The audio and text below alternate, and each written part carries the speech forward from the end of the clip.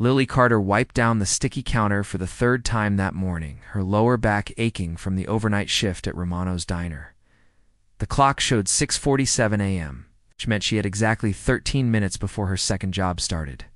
Across town, her phone buzzed with another overdue bill notification, and she silently cursed the universe for its impeccable timing.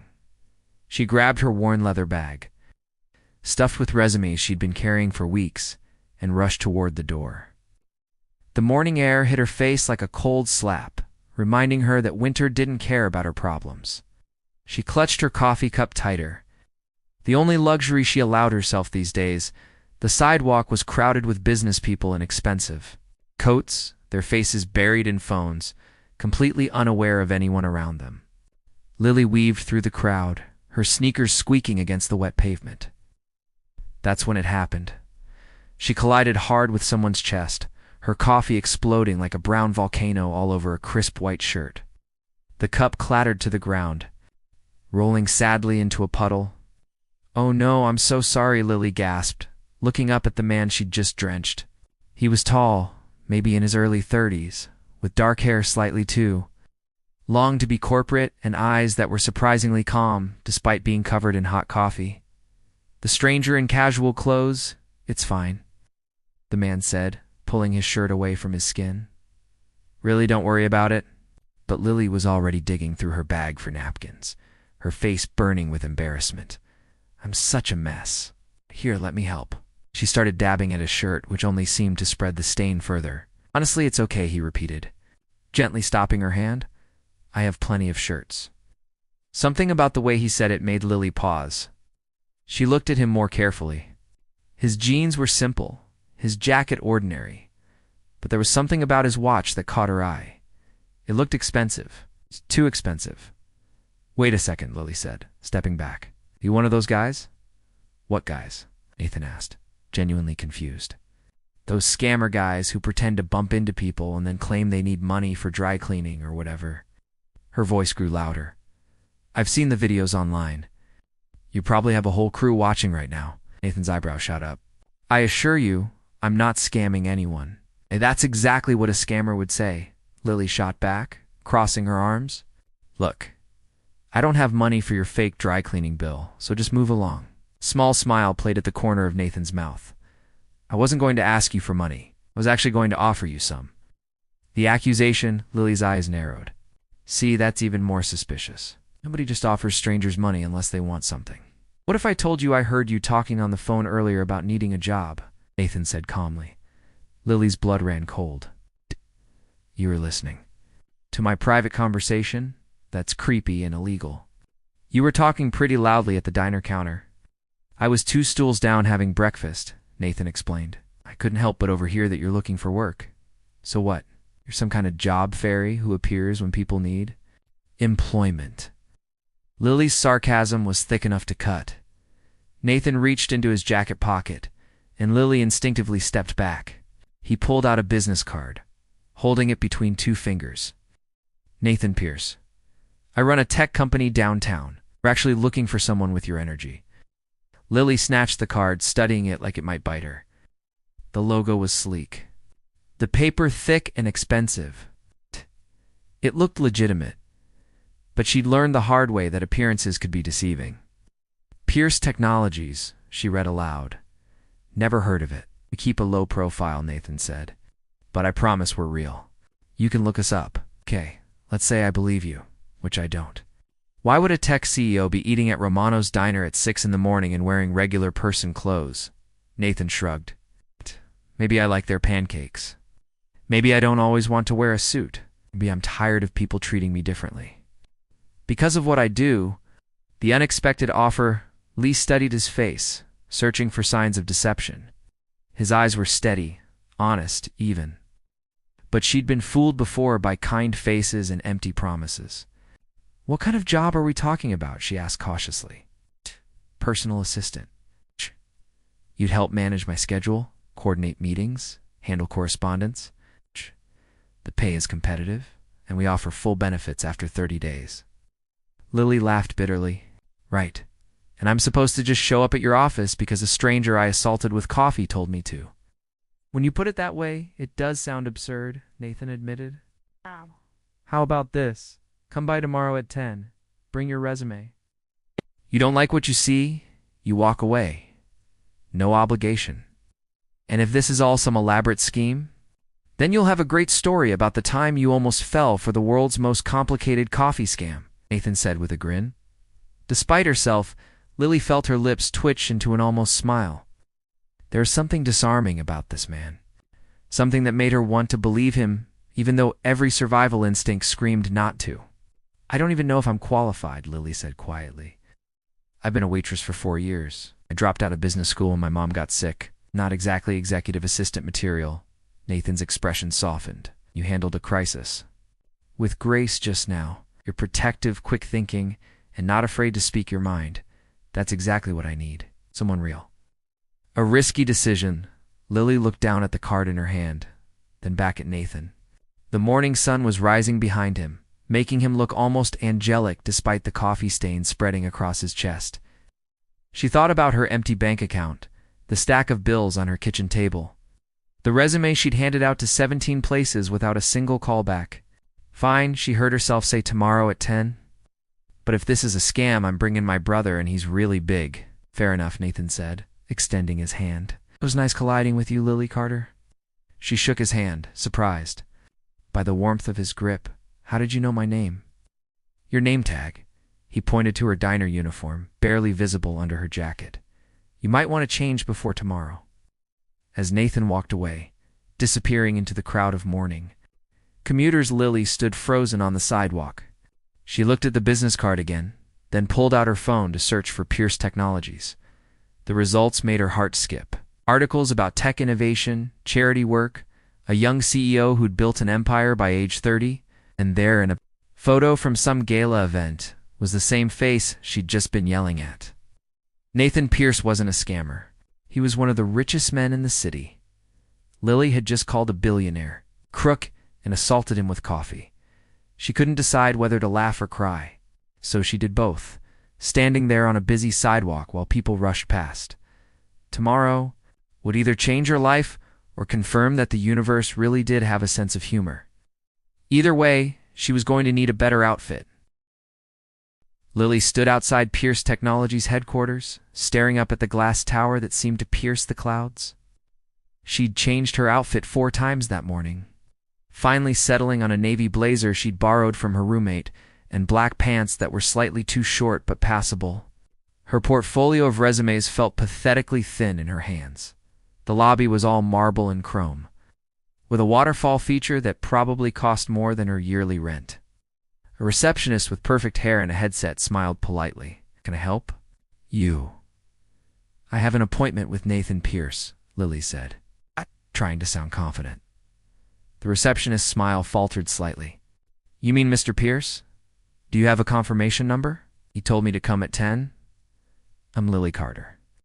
After a moment of typing, the receptionist's expression shifted to surprise. Oh, yes, you're on the list. 15th floor. Someone will meet you at the elevator. The elevator ride felt like ascending into another dimension. When the doors opened, a woman in her 40s, with sharp eyes and sharper heels, was waiting. Miss Carter, I'm Rebecca Stone, head of human resources. Mr. Pierce asked me to give you a tour before your interview. The reality check the office was open and modern, with employees working at standing desks and collaboration spaces that looked like coffee shops. Everyone seemed focused and purposeful. Speaking in technical terms, Lily barely understood. She felt like an imposter in a world where she didn't know the language. We have a full gym, meditation room, and our cafeteria is entirely organic, Rebecca explained as they walked. Mr. Pierce believes in taking care of his people. Our turnover rate is less than 5%, which is remarkable in tech. That's impressive, Lily managed, wondering how she'd gone from serving hash browns to touring a billionaire's empire in less than 24 hours. They stopped outside a glass office where Nathan sat in a meeting, gesturing animatedly while 3 people took notes. Even through the glass, Lily could see the energy he brought to the room. This wasn't the casual man from the coffee collision. This was someone who commanded respect and attention. "He'll be ready in 10 minutes, Rebecca said. "Can I get you water, coffee, or tea?" "Water would be great," Lily replied, her throat suddenly dry. Left alone in a small waiting area, Lily watched the office buzz with activity. A young guy rolled past on a scooter. Two women laughed while reviewing something on a tablet. Everyone looked like they belonged here, like they'd been born understanding innovation and disruption and whatever other buzzwords filled this space. The interview? That wasn't Lily? Nathan's voice pulled her from her thoughts. He stood in the doorway of his office, wearing a tailored suit that probably cost more than her car. "Come on in." But his office was surprisingly simple for someone so wealthy. There was a massive desk, but also a comfortable seating area, with a couch and chairs. Floor-to-ceiling windows offered a view of the entire city. Lily could see her neighborhood from here, a cluster of old buildings that looked tiny from this height. "So," Nathan said, sitting across from her in one of the chairs rather than behind his desk. "Tell me why I should hire you." Lily took a breath. "Honestly, I have no idea. I'm not qualified for this job. I don't know anything about tech or corporate culture. Yesterday I thought you were trying to scam me, and today I find out you're on the Forbes list. This is completely insane." Nathan laughed, a genuine sound. That eased some of her tension. "That's the most honest answer I've heard in years. Most people who sit in that chair spend 20 minutes telling me what they think I want to hear." "What do you want to hear?" Lily asked. "The truth," Nathan said simply. "I've been running this company for 8 years. I have brilliant people who understand code and algorithms. What I don't have is someone who will tell me when I'm being an idiot or when my ideas are out of touch with real people. I need perspective, not polish." "You want me because I'm not like everyone here?" Lily said slowly. "I want you because you saw a situation and acted. You were wrong about me being a scammer, but you were trying to protect yourself. That instinct, that quick decision-making, that's valuable. Plus, you're clearly resourceful. You've been working 2 jobs while handling personal challenges. It's more impressive than any degree." The first day Lily started the following Monday, still half convinced she'd wake up from this bizarre dream. Rebecca assigned her a desk outside Nathan's office and spent the morning overwhelming her with systems, passwords, and protocols. By lunch, Lily's head was spinning with information about calendar management, email filters, and something called Slack that everyone seemed to use constantly. "Don't worry," said a voice beside her. Lily looked up to find a friendly face belonging to a woman about her age, with bright red glasses. "I'm June Park, marketing director. Everyone's confused their first week. I once accidentally sent an internal memo to a journalist. We survived." "That's somehow both reassuring and terrifying," Lily said. June grinned.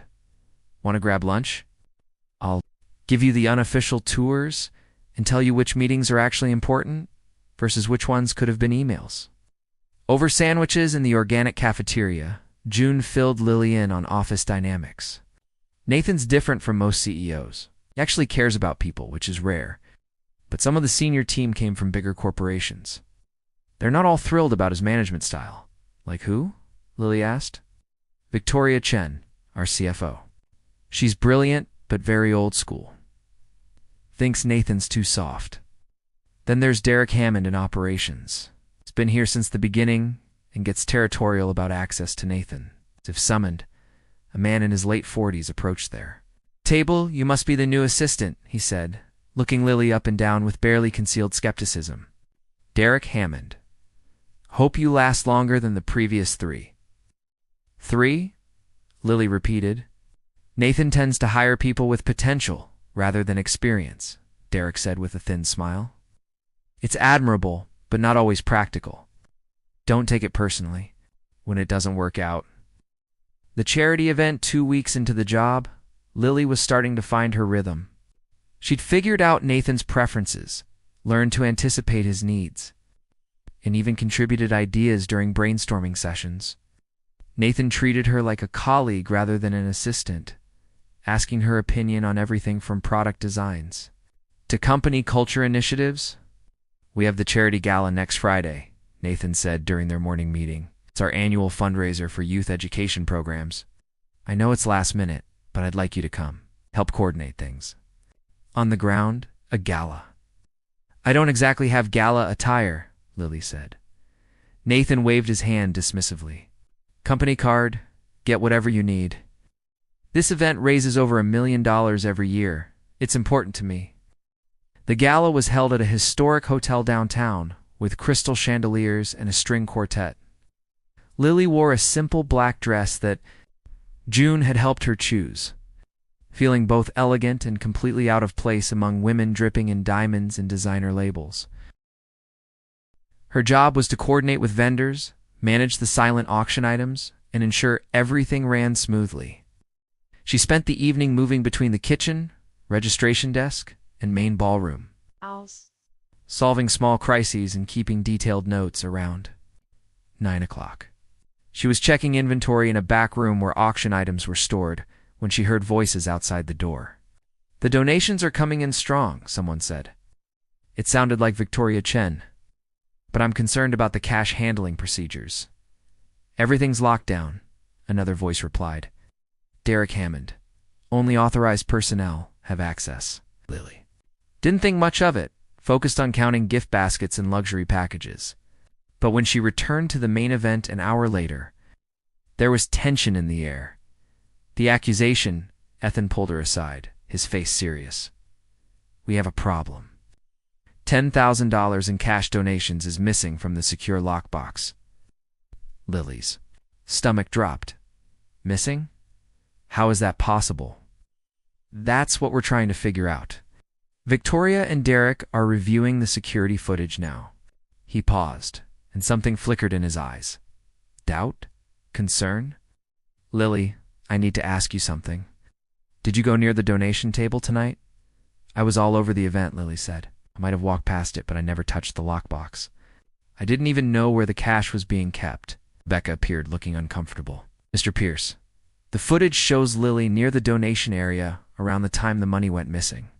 She's alone in the frame for approximately 3 minutes. The blood drained from Lily's face. I was checking on the auction items. The storage room is right next to that area. I never touched anything that wasn't part of my job. Of course, Nathan said, but his tone had shifted. Professional, distant. We're reviewing all possibilities. This isn't an accusation, just fact-finding, but it felt like an accusation. Lily could see it in the way Rebecca looked at her, in the whispers. From other staff members who'd heard about the missing money, she was the new girl, the one without a prestigious background. It's the waitress playing dress-up in a world where she didn't belong. The weight of suspicion the next morning. Lily arrived at the office to find her access card wouldn't work. She had to be buzzed in by security, a humiliation that made her cheeks burn. When she reached her desk, Rebecca was waiting. Lily, until this matter is resolved, you'll be on temporary administrative leave, Rebecca said, not meeting her eyes. It's standard procedure. Standard procedure for what? I didn't do anything wrong, Lily said, her voice breaking. I understand, but we have to follow protocol. You'll still receive pay. And hopefully this will be cleared up quickly. Office door was closed, a rare occurrence. Through the glass, Lily could see him in another meeting with Victoria and Derek, all of them looking serious. He glanced up, caught her eye, and for a moment, she thought he might come out. Might defend her. Might remember that he'd hired her because he trusted his instincts. But he didn't move, just gave a small nod and returned his attention to the meeting. Lily gathered her few personal items from her desk, feeling the weight of stares from everyone in the office. This was it. The dream was over. She'd been right all along. People like her didn't belong in places like this. The universe had just been playing a cruel joke, letting her believe for a few weeks that she could be something more as she rode the elevator down, clutching a box with her coffee mug and a plant June had given her. Lily felt tears burning behind her eyes. She'd been so stupid to trust him, to trust any of this. Nathan Pierce was just like everyone else from his world. When it came down to choosing between believing in someone like her or protecting his reputation, the choice was obvious. She stepped out into the street, the morning sun feeling too bright and cheerful for how dark everything had become. Her phone buzzed with a text from June. I don't believe for a second you did this. Hang in there. It was kind, but it didn't change anything. Lily was exactly where she'd started a month ago, broke, unemployed, and now with a scandal attached to her name. The only difference was that now she knew exactly what she was missing, and that somehow made it so much worse. Lily spent 3 days in her tiny apartment, alternating between anger and despair. Her roommate, Christina, tried to cheer her up with ice cream and bad movies, but nothing helped. Every time Lily closed her eyes, she saw Nathan's face in that meeting. The way he'd looked at her and then looked away. Her phone rang constantly, with calls from unknown numbers. Reporters, she realized. Someone had leaked the story about missing charity funds and the dismissed assistant. The headlines were brutal. Tech billionaire's charity scandal and Pierce Technologies under investigation. After gala theft. Her name wasn't mentioned, but everyone in that office knew who was being investigated. On the 4th morning, June showed up at her door with coffee and determination. Get dressed. We're going to fix this. There's nothing to fix, Lily said. Still in her pajamas at 11. I'm guilty until proven innocent, and apparently there's no way to prove I didn't take money I never touched.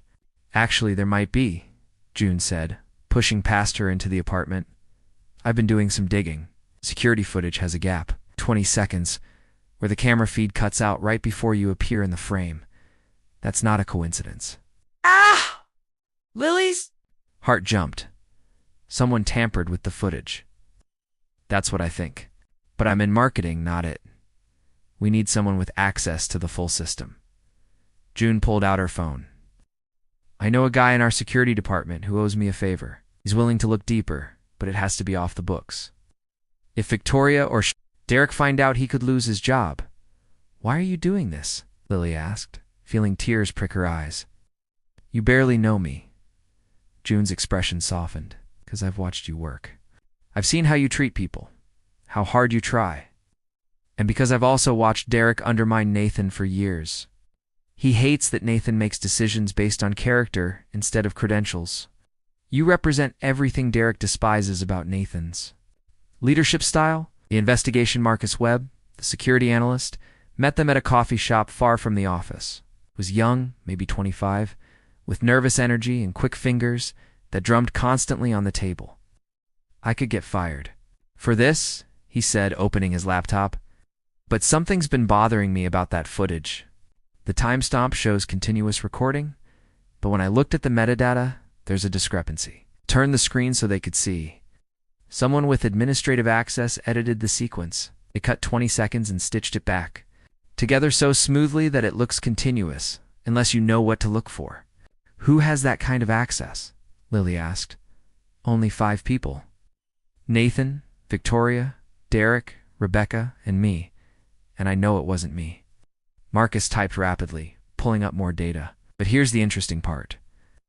The edit was made from Derek's computer. Terminal at 9:47 p.m., which is exactly when the money went missing. Lily's mind raced. So Derek edited the footage to make it look like I was alone near the donations. But why would he steal from his own company's charity? Maybe it wasn't about the money, June said slowly. Maybe it was about getting rid of you. $10,000 is nothing to someone at Derek's level. But discrediting Nathan's judgment, proving that his unconventional hiring practices don't work, that's valuable to someone who wants more control. Marcus nodded. Derek's been pushing for more traditional corporate structure. He thinks Nathan is too idealistic. If he could prove that Nathan's instincts were wrong about you, it would strengthen his position. We need to tell Nathan, Lily said. Not yet, June cautioned. Derek will just deny it. We need more proof. Marcus, can you recover the original footage? Already done, Marcus said with a small smile. Backed it up to a secure server. The unedited version shows Derek approaching the donation table right before the timestamp gap. He's in frame for exactly 20 seconds. Then the edit begins. Confrontation that evening. Lily received an unexpected text from Nathan. Can we talk? My place. 8 p.m. I owe you an explanation. Her first instinct was to refuse, to ignore him and move on with her life. But she needed to face this, needed to. Tell him what they'd discovered. She texted back a simple, okay. and spent the next 3 hours changing outfits and rehearsing what she'd say. Nathan's penthouse was in the same building as his office, a sprawling space with floor-to-ceiling windows and minimalist furniture. That probably cost more than most people's houses.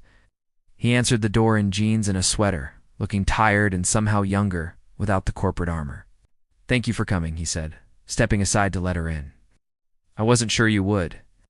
"I almost didn't," Lily admitted, staying near the door.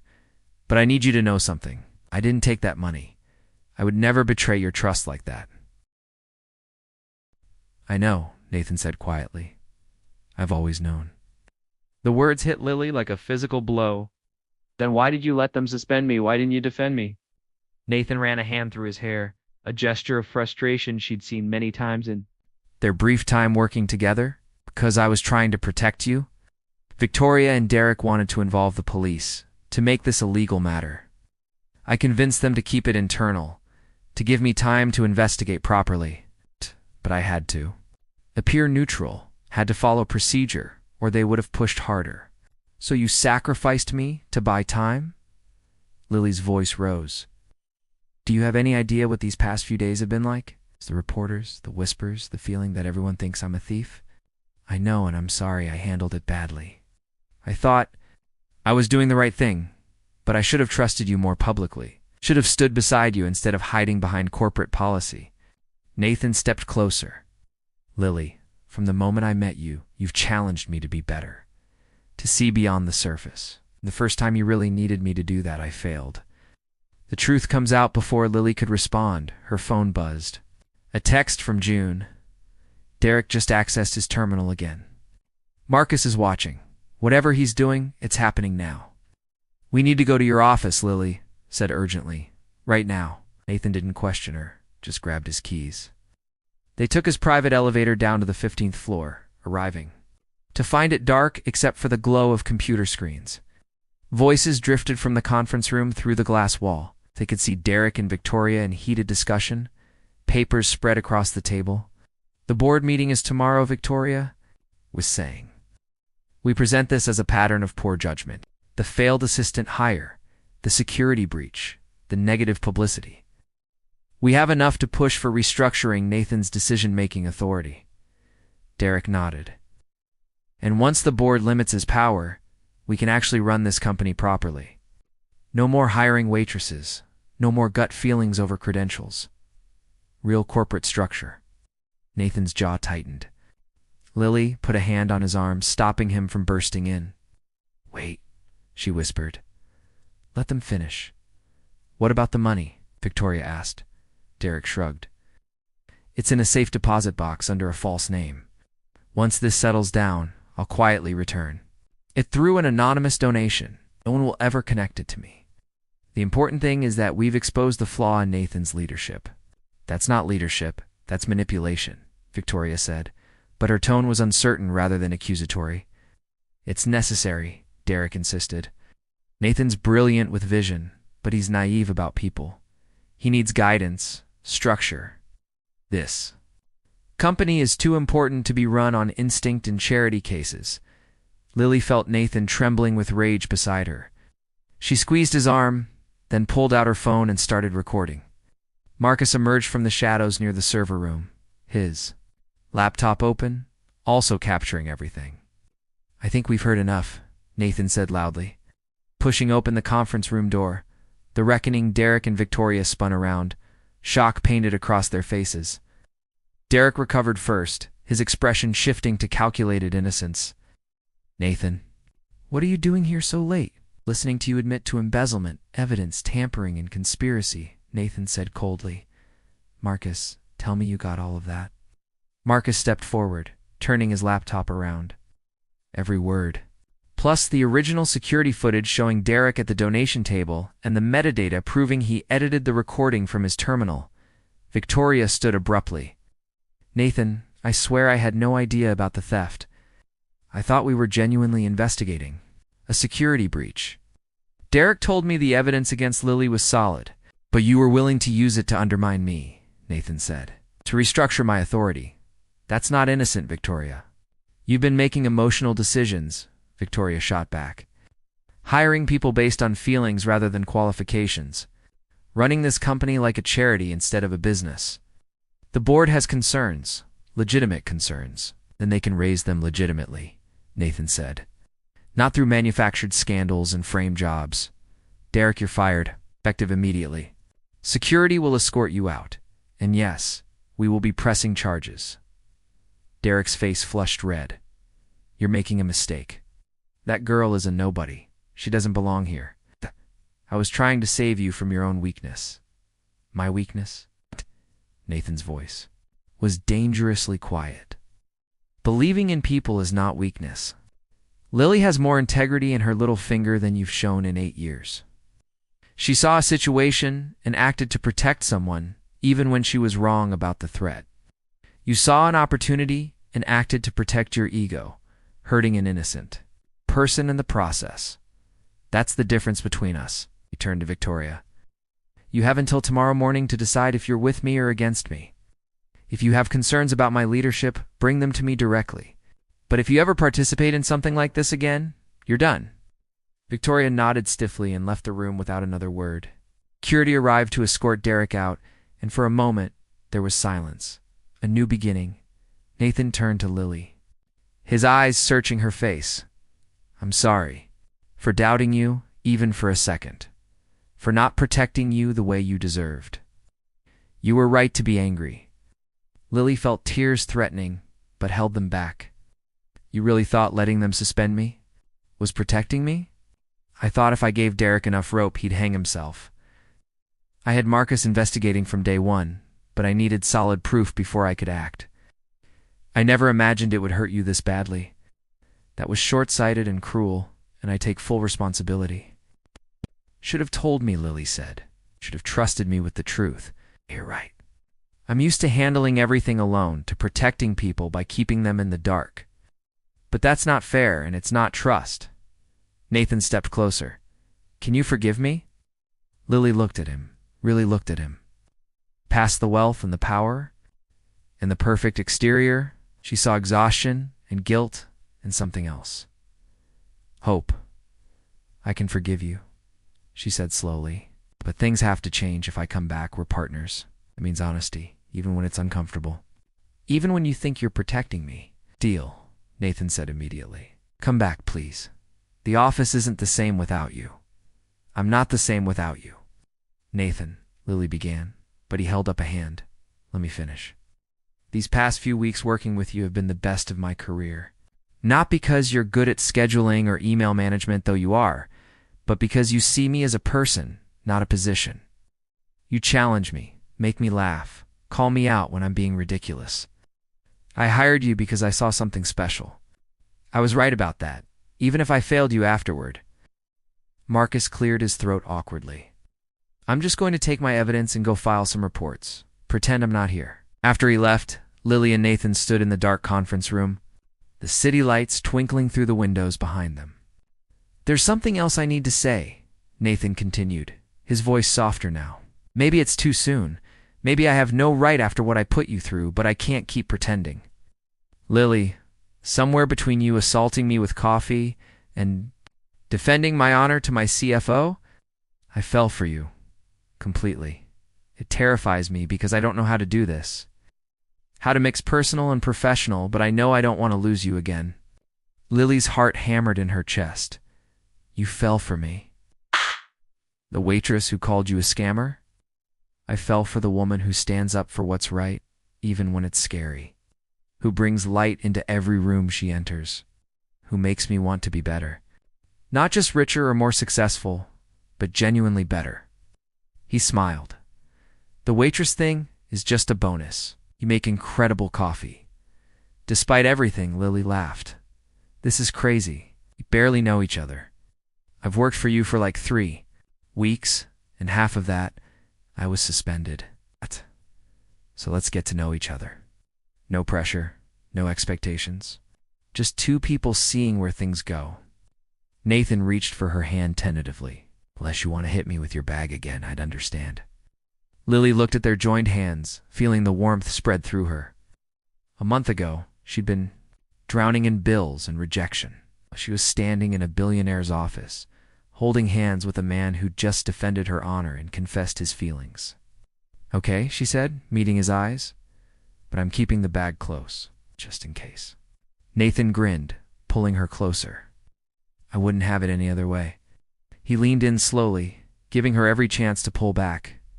But Lily didn't pull back. She met him halfway, and when their lips touched, it felt like something clicking into place, like the universe had been pushing them together from that first collision on the sidewalk, and they'd finally stopped fighting it. When they broke apart, Nathan rested his forehead against hers. "So, should I expect you back at work tomorrow?" "Tomorrow," Lily confirmed. "But I want a new title. Personal assistant doesn't really cover confronting embezzlers and solving corporate conspiracies." "How about partner?" Nathan suggested. "In all things." "In all things," Lily agreed, sealing it with another kiss. The new community center in the neighborhood where Lily grew up was buzzing with activity. Children attended after-school programs while parents took job training classes. The building had been funded entirely by Pierce Technologies, but it was Lily Hood designed the programs. Drawing from her own experiences, Nathan stood beside her at the opening ceremony, his arm around her waist. "You did this," he said proudly. "This was all your vision." "We did this," Lily corrected. Together, June approached with a tablet. "The press is here. They want a quote from you both." Lily no longer felt nervous in front of reporters. She'd learned that her story, a struggling waitress who became a CEO's partner, resonated with people. Not because it was a fairy tale, but because it was real. "Oh, what's next for Pierce Technologies?" a reporter asked. Nathan looked at Lily, letting her answer. "We're expanding our community investment program to 10 more cities. We believe in identifying potential, not just credentials. Everyone deserves a chance to prove what they're capable." "Oof!" Later, as they walked through the center watching families explore the new space, Lily thought about that morning in the coffee shop. How one collision had changed everything. How being wrong about Nathan had led to being so completely right about them. "Do you ever think about what would have happened if we hadn't bumped into each other?" she asked. Nathan squeezed her hand. "Every day. And every day I'm grateful for your terrible aim and my questionable fashion choices." That shirt was expensive, Lily protested, laughing. "Best money I never spent," Nathan said, pulling her close. "Because it brought me you." They stood together watching the sunset through the center's windows. Two people from different worlds who'd found something rare and precious. Not a fairy tale, but something better. A real love built on trust, challenge, and the courage to believe in each other even when the world said they didn't fit. And somewhere in the city, in coffee shops and diners and busy sidewalks, other collisions were happening. Other stories. Beginning, because sometimes the best things in life come from the moments we least expect. From the people we almost walk past, from the chances we're brave enough to take,